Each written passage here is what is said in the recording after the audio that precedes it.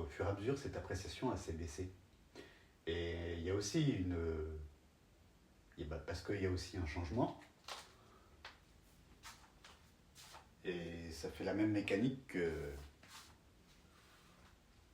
quand je commence à écrire quelque chose ou dessiner quelque chose. Au départ, c'est dans la simplicité, puis ça se fait de plus en plus multiple à mesure que la chose grossit en détail, à mesure que le dessin se peaufine au départ, mais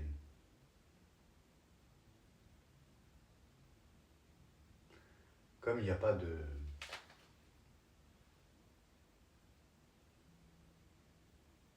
finalité perçue en tant que ça continue, ça continue. Tant qu'on peut ajouter du détail, tant qu'il reste de la place, en fait. Tant qu'il reste du blanc sur la feuille. J'ai cette tendance à vouloir améliorer, peaufiner.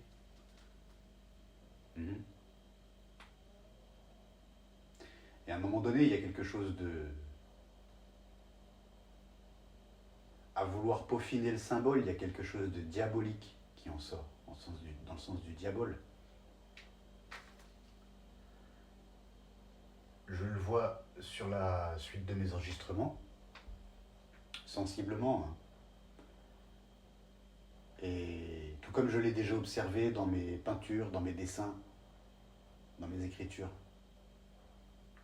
En tant qu'à un moment donné, c'est plus bon. C'est trop...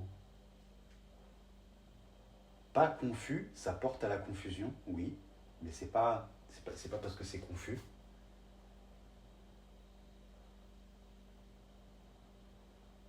C'est parce que c'est de la diffraction qui mène à encore plus de diffraction, là où c'était plus supportable pour moi en tant que il n'y avait pas encore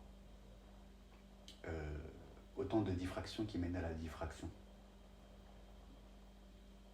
qui mène à un objet assez grand pour qu'on se perde dedans. Au final, l'objet qu'on crée à mesure de détail, eh bien, à partir du premier trait, c'est la première tache blanche, la première tache d'encre sur la feuille blanche. Elle, on l'englobe. Mais c'est à partir de cette tache d'encre on fait tout un roman. On englobe plus cet objet.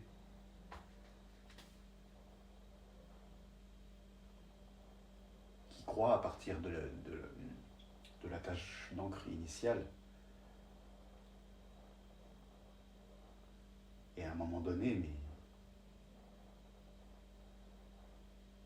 plus l'objet conçu est grand et plus on va avoir du mal à l'englober tel qu'on l'englobait au départ, et plus il peut aussi nous englober selon comment on va se perdre dans quelque chose. Par exemple,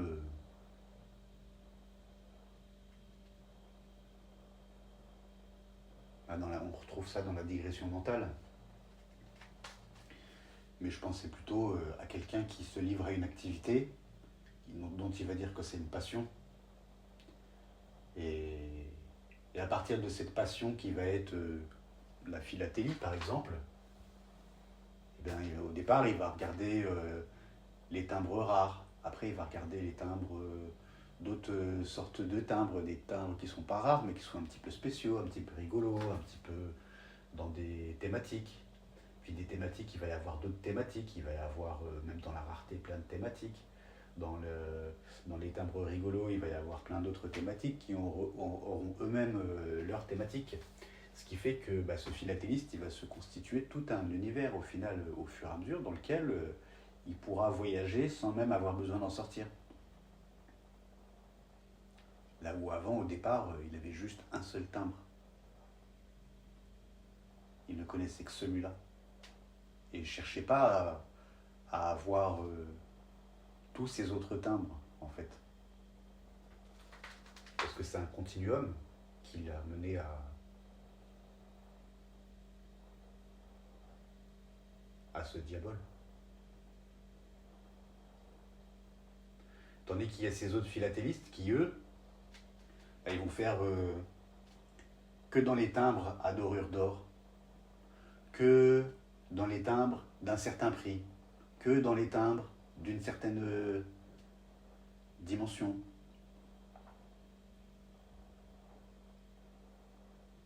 Mais pour autant, ils peuvent se diffracter tout autant.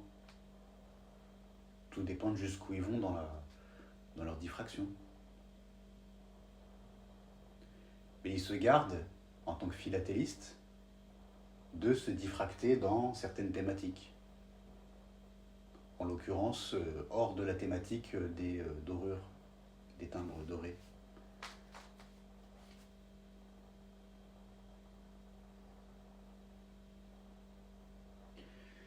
Et je me faisais cette vision du fait que si quelque chose apparaît ex nihilo à travers un point, un infinième, un rien du tout informatique, mais quand même là, et qu'à partir de ce point, il va naître en initialité un petit cercle, ou n'importe quelle autre forme fermée, un triangle, ce qu'on veut, une étoile, une pomme de terre, une silhouette de pomme de terre même. Et ce point de projection en projection, il va faire que ce cercle, ce triangle, cette étoile va grossir d'étape en étape, selon comment on... Selon... Non, je vais pas le dire ça. Et donc d'étape en étape, ce cercle, il grossit à partir de la pointe du cône qu'il commence à former. Parce qu'un point et un microcercle, c'est déjà un cône.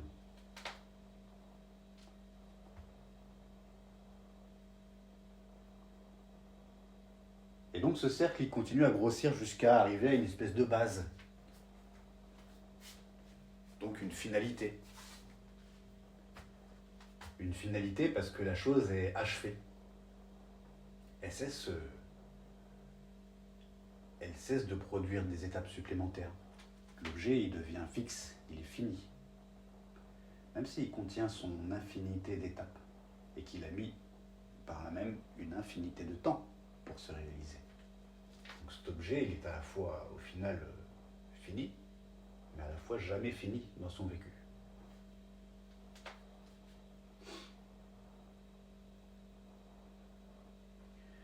C'est comme le paradoxe de Xénon, qui nous dit que tant que la flèche a toujours une moitié de distance à parcourir, eh bien, elle n'arrive jamais absolument à la cible, parce qu'il lui restera toujours une moitié de distance à parcourir. Et pourtant, en tant qu'observateur extérieur, on voit bien la flèche qui commence à être tirée à un moment donné, elle fait son chemin et elle arrive à la cible. Pourtant, on sait qu'elle a parcouru une infinité d'infinités de centièmes, de décimales de mètres, une infinité d'infinitièmes de mètres.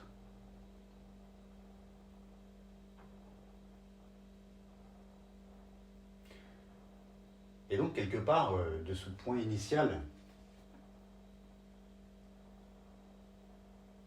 ce point qui n'a même pas nécessairement la forme d'un point, enfin, un point, on imagine ça comme une toute petite sphère.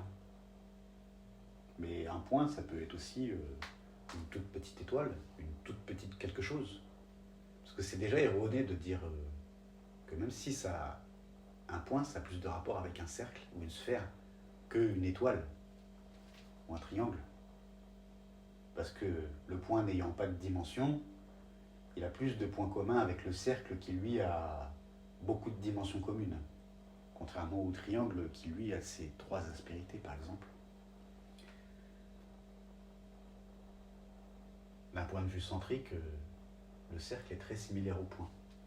Mais n'ont rien à voir en termes de forme, c'est des formes tout aussi distinctes.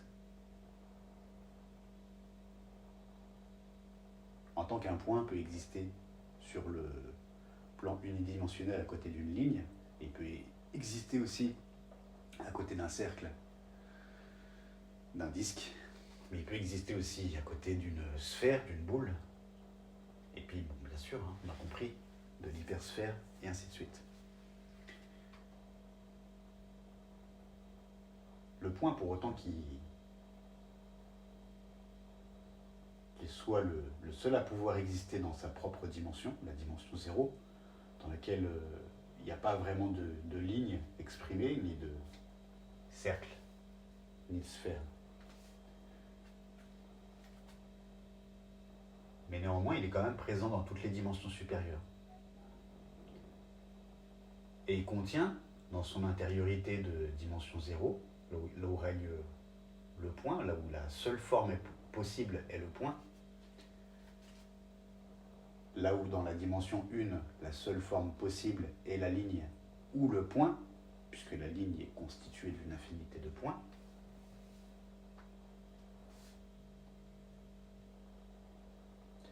et bien à partir de la dimension 0, toutes autres dimensions supérieures peuvent être simulées dans cette dimension 0,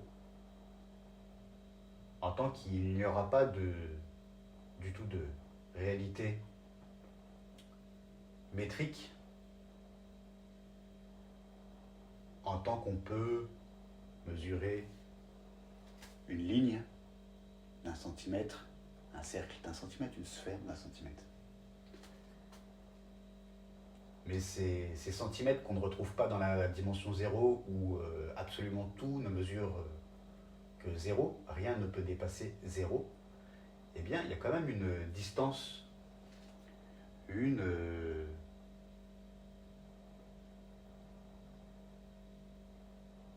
relation de différenciation pseudométrique entre les choses en tant que une ligne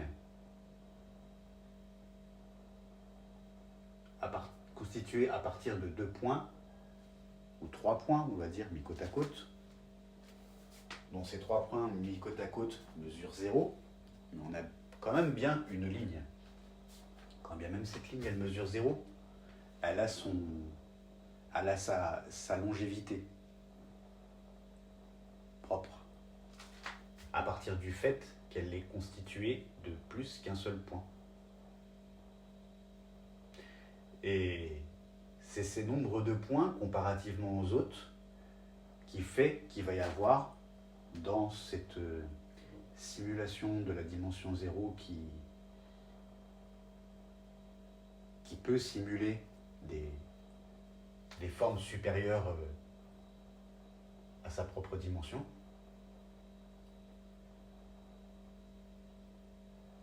eh bien, vous allez avoir des lignes non pas de 1 point, parce que ça je considère que c'est un point, c'est la forme, le point. Mais dès lors qu'on veut obtenir une ligne, eh bien, on va ajouter un point à côté de ce point-là. Et si on veut faire une plus grande ligne que cette ligne initiale à 2 points, cette ligne atome, eh bien, il nous suffit d'aligner 3 points, 4 points. Si on veut une ligne 2 fois plus grande que notre ligne à 2 points, eh bien, il nous suffit d'aligner 4 points, ou 3, je ne sais pas trop. Bon, en tout cas, toujours est-il que quand vous construisez une ligne et que vous y incorporez un nombre défini de points, on peut faire que, par exemple, en construisant un triangle de 10 points de côté, quand bien même visuellement ce triangle n'a pas d'espace intérieur, puisque ses côtés mesurent 0, quand bien même ils font 10 points. Mais dans cet espace qui n'existe pas, vous pouvez y mettre des choses à une distance de quelques points seulement, des sommets en question à l'intérieur de ce triangle. Et à partir de ces 3 points, vous pouvez constituer un plus petit triangle. Et de même qu'à l'extérieur du triangle à 10 points de côté, vous pouvez construire un triangle à 100 points de côté, pour lequel vous pouvez tout aussi bien le placer à l'extérieur narrativement, parce qu'on fait une comparaison de grandeur par rapport aux éléments constituants. Mais ce triangle de 100 points de côté mesurant 0, il est tout à fait compatible au fait de rentrer dans un triangle avec seulement un point de côté. Enfin, du moins un triangle en tant que 2 points mis côte à côte, plus un point mis à égale distance au-dessus des autres, de façon de triangle, quoi.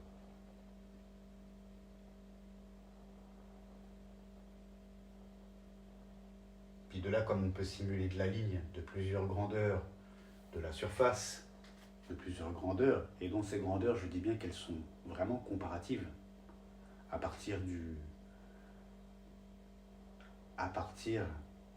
talon, de l'étalon, qui est le point en dessous duquel il n'y a rien, mis à part sa propre division, puisque on peut tout à fait diviser un infinitième par un infinitième, par l'infini, pardon.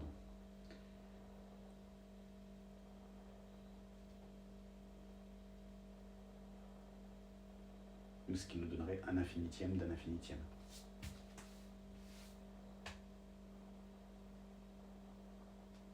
Même un point pour lequel il n'y a rien de plus petit, il peut être... rien n'empêche qu'il soit divisable, en tant que de toute façon, on peut même faire l'inverse, vous pouvez le multiplier sans pour autant qu'il grossisse. Vous pouvez multiplier un point par 1 milliard, autant que vous voulez. Hein. Vous pouvez même vous pouvez même les aligner côte à côte, les points. Visuellement, vous ne ferez jamais grossir ce point. Parce qu'il ne prendra jamais plus d'espace. Il prendra jamais plus d'espace. Et prenant jamais plus d'espace, mais là, vous aurez beau mettre une règle à côté, jamais vous verrez le point croître, quand bien même il est capable de croître à l'intérieur de lui, sans distinction entre le fait que ce soit une multiplication ou une division. C'est intéressant, ça, il n'y a pas de différence entre la multiplication et la division dans le point 0, dans la dimension géométrique 0.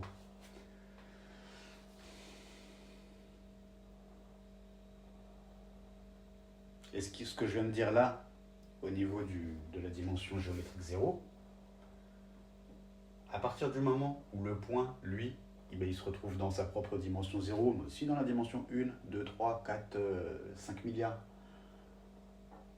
et ce qui se passe dans la dimension 0 s'applique aussi dans la dimension 1, 2, 3, 4.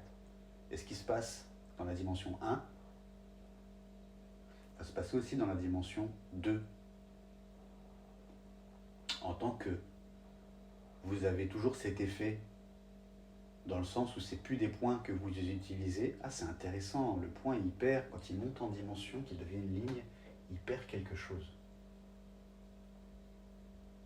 Bien vu. Je ne sais pas ce que c'est, mais... Donc quand vous êtes de la 1 à la 2 dimensions, par comparaison à la 0, au passage du 0 à la 1, et bien de la 1 à la 2, pour faire un carré, vous allez avoir, pour votre carré d'1 centimètre de côté, vous allez avoir une ligne. Et puis, pour faire cette surface, il va vous falloir la multiplier un bon paquet de fois, cette ligne. De manière à ce que ça atteigne... j'avais un terme pour ça. De manière à ce que ça atteigne... à ce que ça atteinde.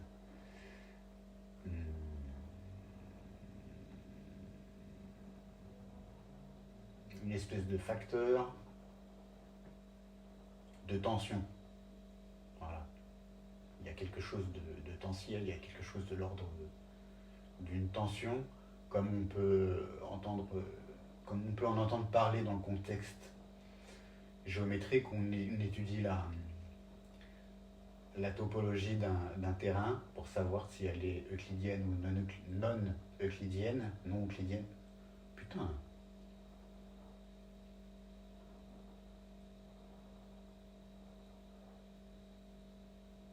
Et de ce style d'analyse, dont je ne vais pas expliquer les détails, selon comment il en sort tel ou tel résultat, distinct en polarité, c'est-à-dire que cette tension, elle va être là ou pas là,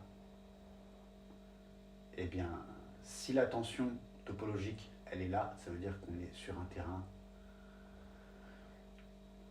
avec une topologie qui serait euclidienne ou non euclidienne, je ne sais plus lequel est lequel. Et puis s'il n'y a pas de tension révélée par la mesure, eh bien, c'est qu'on va être sur un terrain plat. Donc euclidien, ou je crois que c'est ça, euclidien. Bref.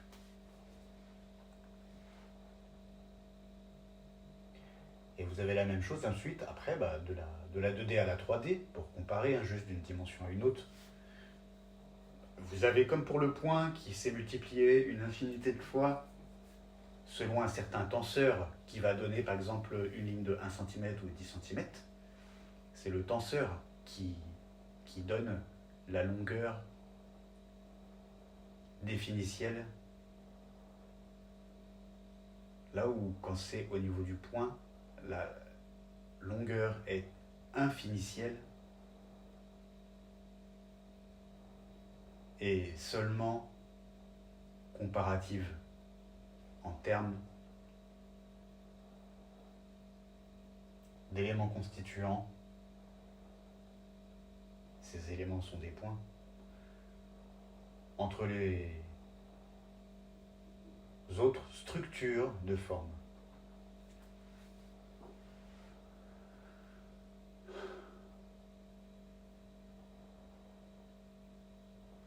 C'est dur à dire tout ça parce que je dois faire fonctionner mon écran mental en même temps. Ça pète le cerveau.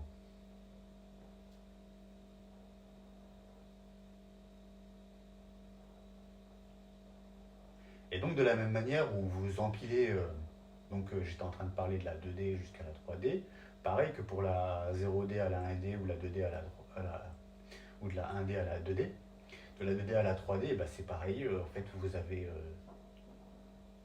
on a compris le truc, hein. Pour avoir un cube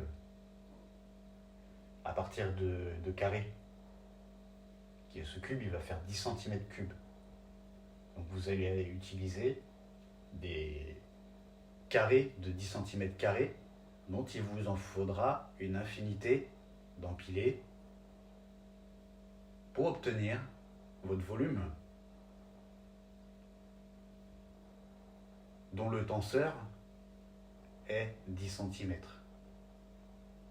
Le tenseur finiciel.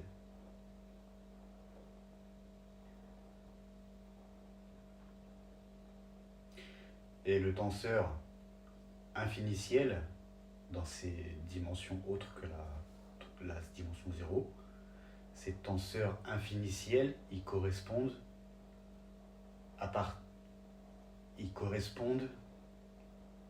à l'infinité d'infinité qu'on utilise en termes de perception, en tant qu'on peut voir le cube comme une multitude d'infinités de points agglomérés structurellement dans un environnement permettant un déploiement tridimensionnel. Mais ça peut être aussi une multitude de lignes qui vont faire ce cube, ça peut être aussi une multitude de surfaces. Et tout comme une multitude aussi pourquoi pas même de petits cubes.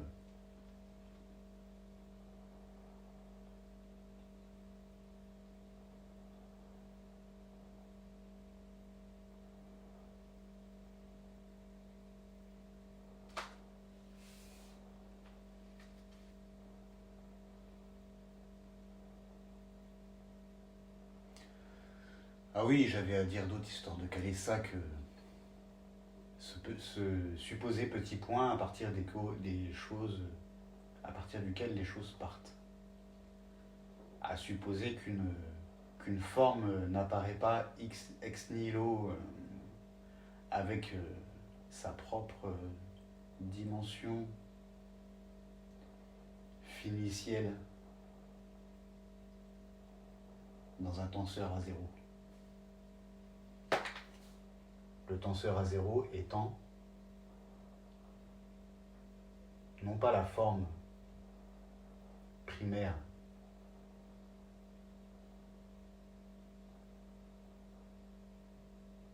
conséquentielle, causale, la forme causale. Quand bien même cette forme est caractérisée à son niveau causal, elle n'a pas de tenseur finiciel en tant qu'elle n'est plus proche de zéro, donc de l'inexistence, que d'une dimension telle qu'on pourrait dire 1 cm, 1 cm², 1 cm3.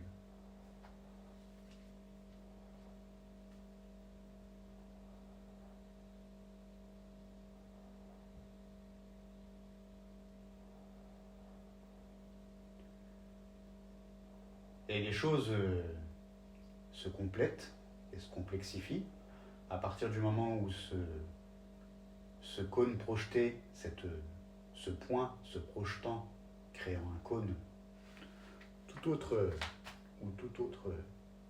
chose, un cube même si on veut.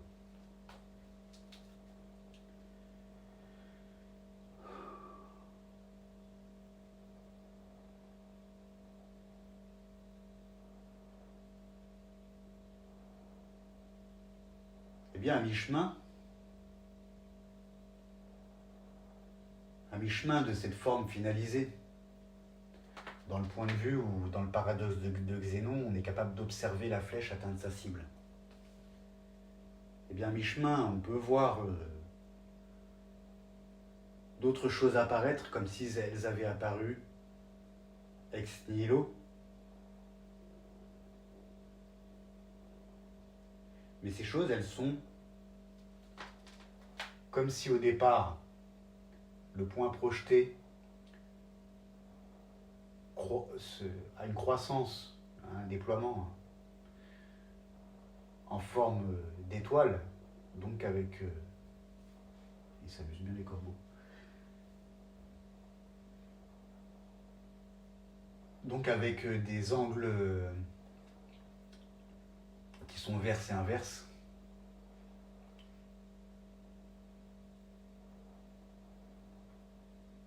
À partir de ces angles tournés vers l'intérieur,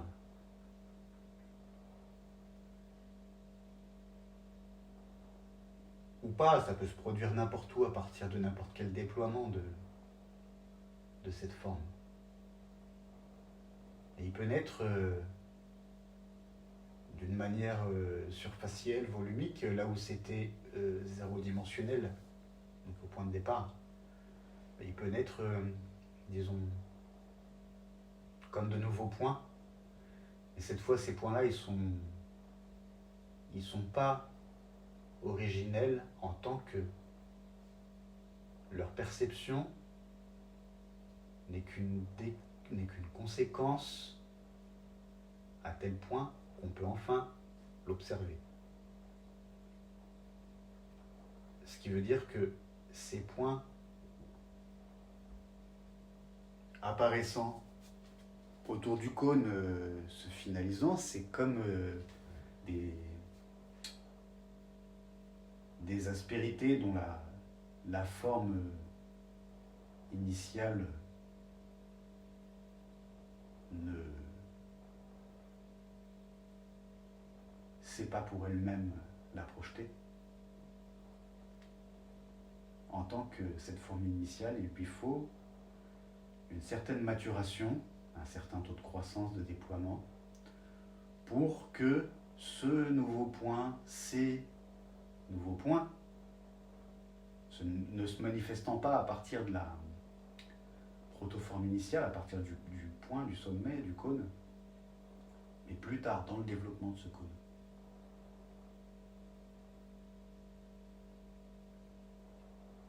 Et leur initialité ne se trouve pas au niveau de la surface, mais à l'intérieur même du volume déployé.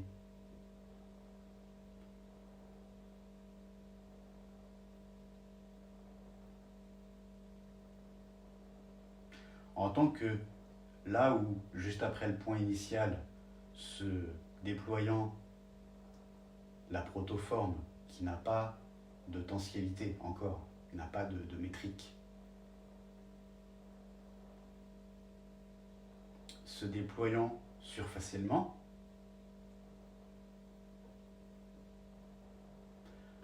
formant in fine un volume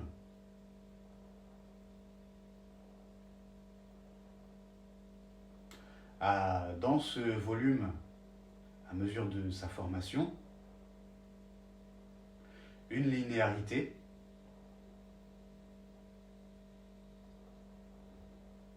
qui a pour capacité, qui a comme rôle de pouvoir redéployer à l'intérieur de ce volume l'initialité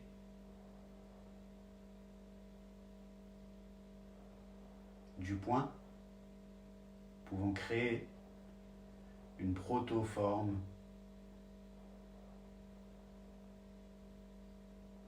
similaire au premier événement.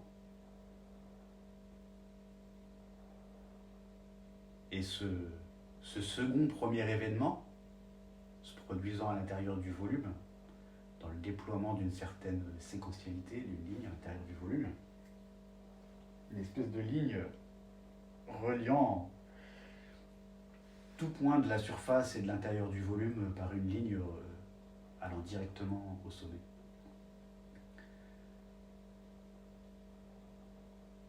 Et à partir de chaque point de cette ligne, eh bien, peut se remanifester la même chose qui se passe au départ en tant que l'apparition d'un point ex nihilo duquel va croître une forme intentielle. C'est marrant ça. La première intention. Et à mesure de ou du moins plutôt directement, plus ou moins, enfin, non, on va dire ça, à mesure de la croissance de cette forme intentielle, cette intentialité va se transformer en tension métrique.